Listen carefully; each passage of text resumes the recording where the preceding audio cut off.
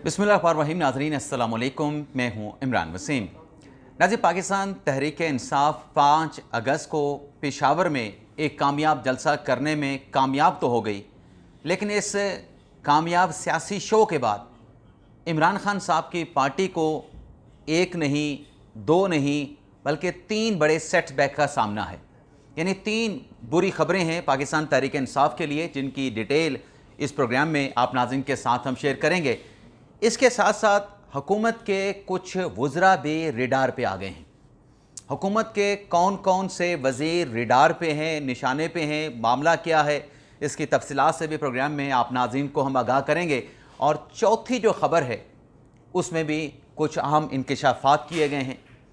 अदालत से बड़ी ख़बर आई है, सुप्रीम कोर्ट और हुकूमत ने सर जोड़ लिया है। ये क्या मामला है, इसकी तफसीलात से भी आप नाज़रीन को आगाह करेंगे। लेकिन व्लॉग का आगाज़ करने से पहले आपसे दरख्वास्त होगी कि चैनल को सब्सक्राइब कर लें, बेल आइकॉन का बटन प्रेस करें।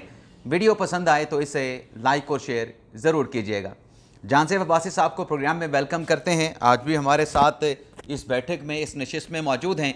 सबसे पहले हम बात करते हैं पाकिस्तान तहरीक इंसाफ इमरान खान की पार्टी को जो मेजर सेटबैक्स हुए हैं पेशावर के कामयाब जलसे के बाद। वैसे जांसेब अब्बासी साहब, मैंने पेशावर के जलसे को क्यों कामयाब कहा है, इस पे आप मुझसे काउंटर सवाल कर सकते हैं, लेकिन तहरीक इंसाफ के लिए पहली बुरी खबर, उसकी डिटेल क्या है, उससे आगाह करें ज़रा। इमरान, ये बात तो गुज़िश्ता कुछ दिनों से कही जा रही थी कि जो 5 अगस्त का पावर शो पाकिस्तान तहरीक इंसाफ करने जा रही है, उस जो खैबर पख्तूनख्वा के अंदर होना है, उसके मामले के ऊपर ये बात की जाती रही। ये कहा जाता रहा जी कि कोई बहुत बड़ी अनाउंसमेंट होने जा रही है या कोई बहुत बड़ी डेवलपमेंट जो है वो सामने आ सकती है।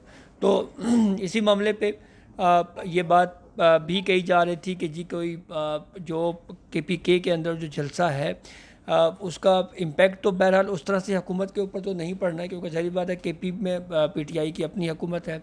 हमने देखा कि लाहौर के अंदर या कराची के अंदर अगर कोई प्रोटेस्ट करने की कोशिश की गई तो उस पर क्रैकडाउन भी हुआ, कुछ गिरफ्तारियाँ भी हुई हैं। लेकिन जो अनाउंसमेंट हुई है इमरान, उसकी वजह से जो है वो हम देख रहे हैं कि पाकिस्तान तहरीक इंसाफ जो है, जो आपने कहा ना कि बुरी खबर है, तो वो बुरी खबर मेरे ख्याल में तो ये है कि PTI जो है वो एक मरतबा फिर इख्तलाफात का शिकार हो गई है। अच्छा।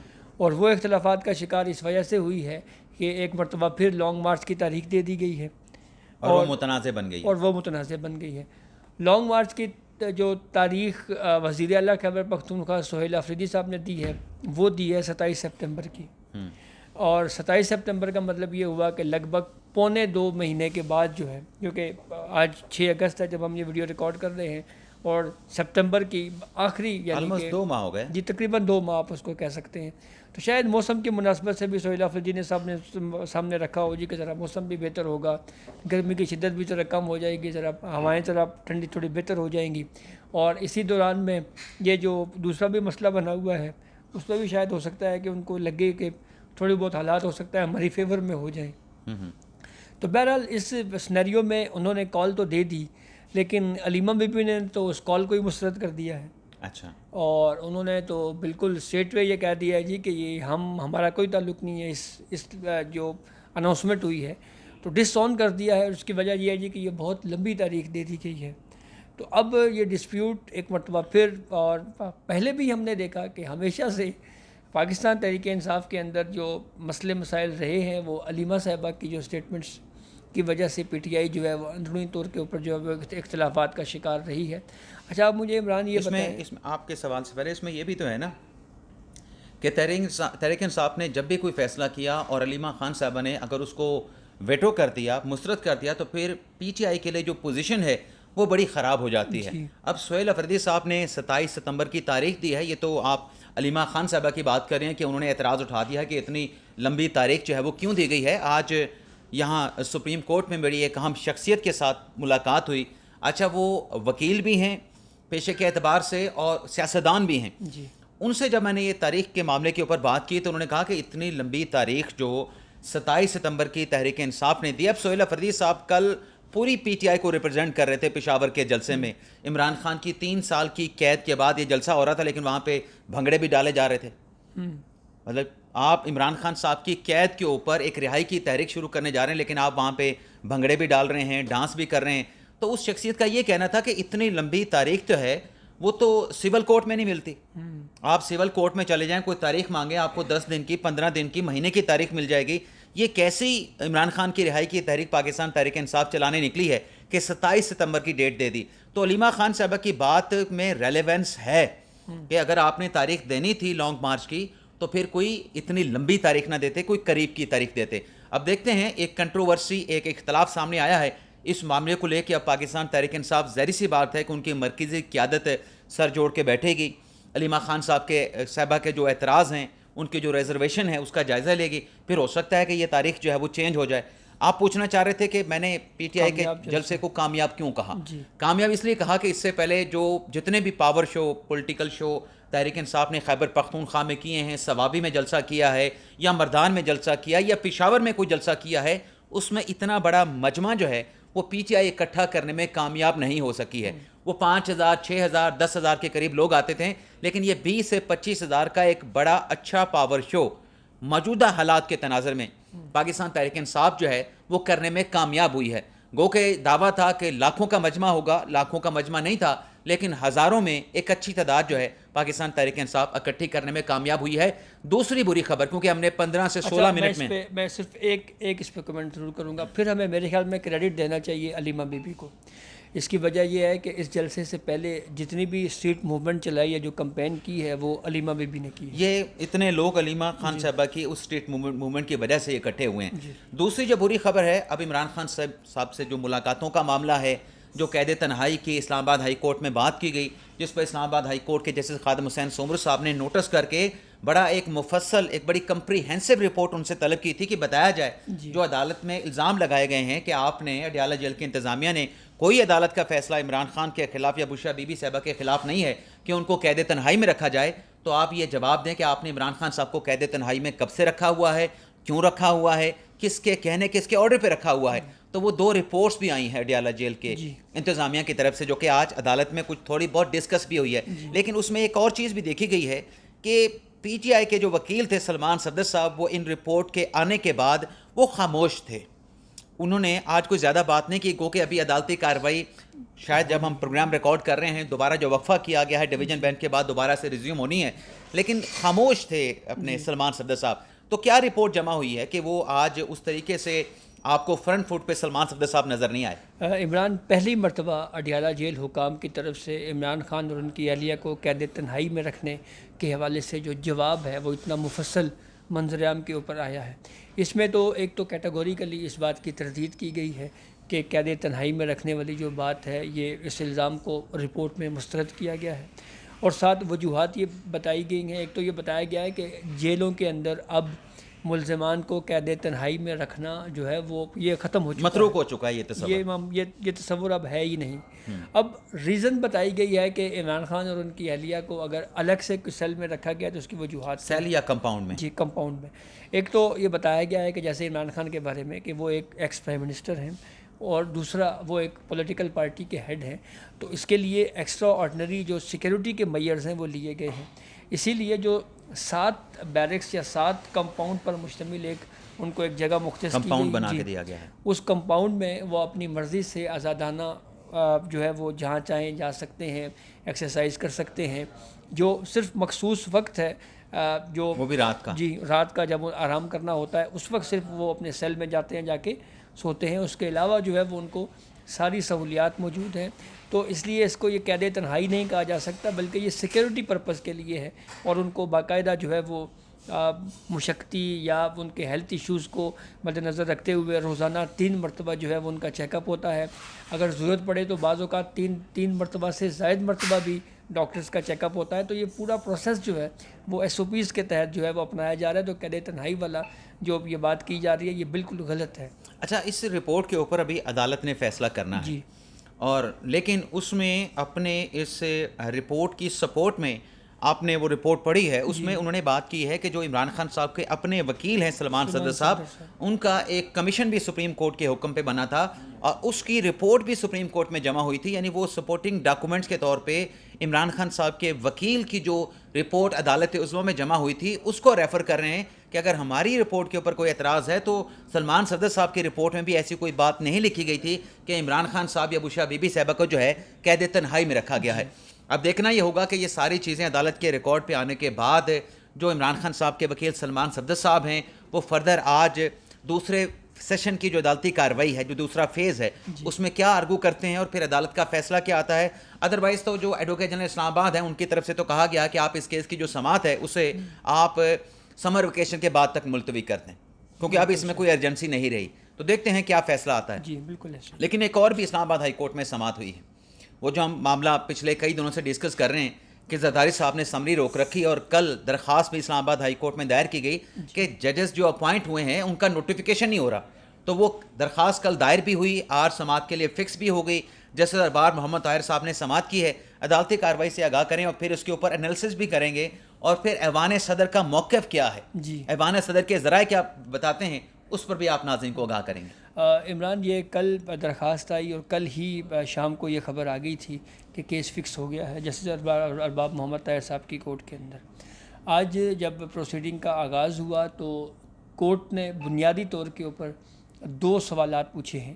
ایک تو وکیل نے یہ درخواست کیجیے کہ پریزیڈنٹ آف پاکستان یا ایوان صدر کو جو ہے وہ ہدایات جاری کی جائیں اور ان کو کہا جائے جی کہ یہ سمری والا جو معاملہ ہے اس معاملے پہ آپ ہمیں سٹیٹس دیں یا اس معاملے میں جو بھی اپڈیٹ ہے وہ آپ ہمیں بتائیں۔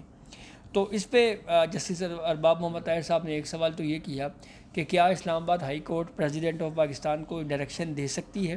انہوں نے پھر ایک ججمنٹ سائٹ کیا اور اس ججمنٹ میں جو ججز کمیٹی تھی، پارلیمانی کمیٹی، اس کو اس سے جواب پوچھنے کے حوالے سے ایک ججمنٹ جو ہے وہ سائٹ کیا گیا۔ تو اس پہ جسٹس ارباب محمد طاہر صاحب نے کہا کہ ہم آپ سے یہ پوچھ رہے ہیں کہ کوئی ایسا فیصلہ بتا دیں جس میں صدر مملکت سے ہدایات لی گئی ہوں، تو اس کا جواب نہیں دیا گیا۔ پھر اس کے بعد یہ بات پوچھی گئی کہ یہ بتائیں جی کہ اس کا متعلقہ فورم کیا ہے، تو انہوں نے کہا جی کہ وزارت قانون ہے اور ہم تو یہ چاہتے ہیں کہ وزارت قانون سے ہی آپ پوچھ لیں، اسلام آباد ہائی کورٹ پوچھ لے کہ جی بتائیں اس کے کیا سمری کے کیا سٹیٹس ہے، کیونکہ کہا یہ بھی جا رہا ہے کہ وزارت قانون و انصاف جو ہے وہ نوٹیفیکیشن جاری کرنے لگی ہے۔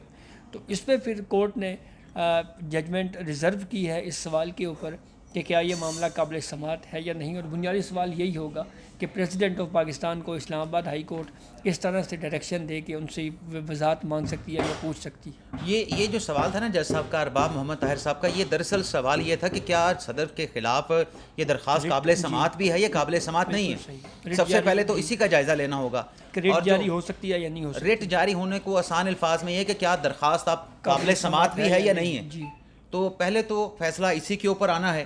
اور پھر ایوان صدر سے بھی اس معاملے کے اوپر کچھ ذرائع سے معلومات سامنے آئی ہیں کہ صدر کا ثوابدیدی اختیار ہے، وہ کسی سمری کو ایکسیپٹ بھی کر سکتے ہیں، مسترد بھی کر سکتے ہیں۔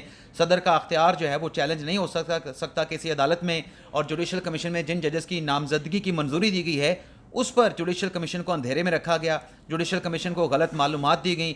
ایک جو اپنے جج بننے والے جو اپنے کینڈیڈیٹ تھے وہ راولپنڈی کے تھے نہیں، وہ جیلم سے ان کا تعلق تھا اور وہ سیکٹری رہے ہیں اسلام آباد ہائی کورٹ بار کے، تو یہ معلومات بھی جو ہے وہ پوری جوڈیشل کمیشن کے سامنے رکھی گئی، اور جن امیدواروں کو نظر انداز کیا گیا ہے وہ نامزد ہونے والے امیدواروں سے زیادہ بہتر جو ہے وہ قابلیت یا پیشہ ورانہ مہارت رکھتے تھے۔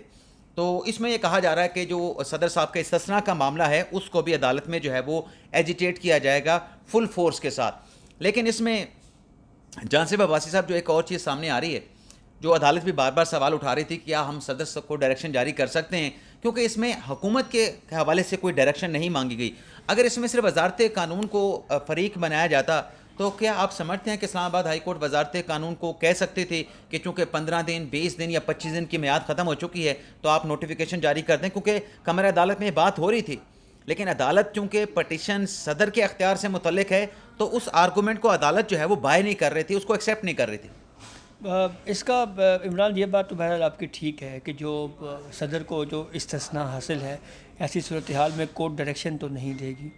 دوسری طرف میں ذاتی طور کے اوپر اس اوپینین سے اتفاق نہیں کرتا کہ پریزیڈنٹ جوڈیشل کمیشن کی بھیجی گئی اس سمری کو مسترد کرنے کا یا اس کے اوپر اعتراض لگانے کا اختیار رکھتے ہیں. اچھا، یہی سوال میں ابھی آپ سے میرے ذہن میں آ رہا تھا، کیا جو کینڈیڈیٹ تھے ان کی پیشہ ورانہ مہارت کا جائزہ لینے کا اختیار تو آئین کے مطابق جوڈیشل کمیشن کا ہے، صدر اس کے اوپر کیسے جو ہے اپنا انالیسس کر سکتے ہیں یا اپنی اوپینین بنا سکتے ہیں؟ ہے اختیار ان کے پاس؟ عمران وسیم صاحب جب صدر ایک پولیٹیکل پارٹی سے وابستہ ہوں اور وہ پولیٹیکل پارٹی جب دو امیدواروں کے اوپر کافی انسسٹ کرے اور فوکس ہو کہ یہی دو امیدوار جو ہے ان کو سندھ میں جج لگنا چاہیے اور اتفاق رائے نہ ہو سکے اور ان ناموں کو جب اب یہ بھی لفظ ہم نہیں کہتے کہ مسترد کر دیا گیا، وہ ایکسیپٹ نہ ہو سکیں، وہ ایکسیپٹ نہ ہو سکے، تو پھر اس طرح کی ہی باتیں آتی ہے کہ جی فلاں نام میں بھی یہ مسئلہ ہے، فلاں نام میں بھی یہ مسئلہ ہے. دیکھیں فیصلہ جس امیدوار کے حوالے سے کہا جا رہا ہے کہ اس کا تعلق راولپنڈی سے نہیں جہلم سے ہے، تو جہلم بھی تو راولپنڈی ڈویژن کی تحصیل ہے، راولپنڈی ڈویژن کی ہی تحصیل ہے. اور دوسری بات عمران یہ ہے کہ اس پوری صورتحال میں اس پہ تو بحث ہو سکتی ہے کہ جوڈیشل کمیشن کے اندر جو نامینیشن کا اب جو پروسیس ہے، پہلے والا پروسیس ٹھیک تھا، اب ٹھیک ہے، یہ بحث اس وقت بھی چل رہی تھی، آج بھی چل رہی ہے. ابھی دیکھ لیتے ہیں عدالت فیصلہ کیا کرتی ہے. لیکن میں عمران سے ابھی ایک خبر رہتی ہے، وہ امپورٹنٹ ہے، 16 منٹ ہو گئے ہیں، پیچھے ہمارے پاس 1.5 منٹ. میں صرف آخری کمنٹ یہ کروں گا کہ اگر وہ 2 ججز ہو جاتے، اور ہم نے شاید پہلے بھی ڈسکس کیا تھا کہ خبر تو یہ بھی سامنے آئی تھی کہ بلاول بھٹو زرداری صاحب جوڈیشل کمیشن کے اجلاس کے دوران بھی کالز کرتے رہے ہیں اپنے ممبران کو، تو مسئلہ تو اصل میں وہ ہے. تو اگر وہ ہو جاتا تو پھر یہ کہا جاتا جی کہ ساری چیزیں بھی باقی ٹھیک ہے. میرے خیال میں اعتراض عمران کمزور فوٹنگ پہ ہے. چلیں اعتراض اب دیکھتے ہیں عدالت اس پہ کیا فیصلہ کرتی ہے. لیکن محسن نقوی صاحب نے کل وضاحت کی ہے اپنے اسٹیٹمنٹ کی، لیکن اپنی اس وضاحت میں محسن نقوی صاحب نے ایک تو اپنا جو مطلب کلیریفیکیشن پیش کی، وہاں حکومت کے نون لیگ کے 2 وزراء کو جو ہے وہ نشانے پہ رکھا ہے. اس پہ ذرا تھوڑا سا بتائیں کہ وہ وزیر کون کون سے تھے اور کیسے نشانے پہ رکھا. عمران ہم اس کو وضاحت کہیں گے یا محسن نقوی صاحب کو یہ ریئلائز ہوا ہے کہ انہوں نے جو بات کہی ہے اس پہ مزید کلیریفیکیشن کی ضرورت ہے، تو اس لیے انہوں نے اس بات کو مزید واضح کیا ہے. اور واضح کرتے ہوئے انہوں نے جو موجودہ نظام ہے اس کو یہ کہا جی کہ میں اس نظام کی بات تو نہیں کر رہا جی کہ یہ نظام ناکارہ ہو چکا ہے. انہوں نے کہا یہ تو ٹھیک ہے، وہ تو کہہ رہے ہیں کہ یہ تو 5 سال پورا کرے گا. وہ کہہ رہے ہیں وہ جو 80 سال سے جو چلا آ رہا ہے نظام، میں تو اس نظام کی بات کر رہا تھا جی. بالکل ٹھیک. ایک تو یہ انہوں نے واضح کیا. پھر اس کے بعد ایک بات ہوئی جی کہ وزارتوں کی اسکروٹنی شروع ہو گئی ہے کہ کس کی کیا پرفارمنس ہے، تو انہوں نے کہا جی 3rd پارٹی آڈٹ کروا لیں پھر. ہاں، تو ایک طرح سے وہ جو بات تھی نہیں کہ وزارت داخلہ کا بھی اب وہ ہوگا جی کہ بتائیں جی آپ کی کیا پرفارمنس ہے. اچھا، جو انہوں نے ایک بات یہ ہوئی جی کہ جنہوں نے مجھے یہ کہا ہے کہ جی آپ نے 35 سال کا سفر جو ہے وہ 3 سالوں میں پورا کر لیا ہے یا 2 سالوں میں عبور کر لیا ہے، تو انہوں نے کہا جی میں ان کا شکریہ ادا کرتا ہوں. اور تیسرا انہوں نے یہ کہا کہ جو کہتے ہیں نا کہ میری حاضری نہیں ہوتی کابینہ میں، تو میری کابینہ کے اجلاس میں 70% حاضری ہے. تو حکومت کے وزراء جو کرٹیسائز کر رہے تھے، جس میں رانا ثناء اللہ صاحب تھے یا خواجہ آصف صاحب تھے، ان کو اپنے اس وضاحتی بیان میں محسن نقوی صاحب نے وضاحت بھی دے دی ہے اور بات کلیئر بھی کر دی ہے.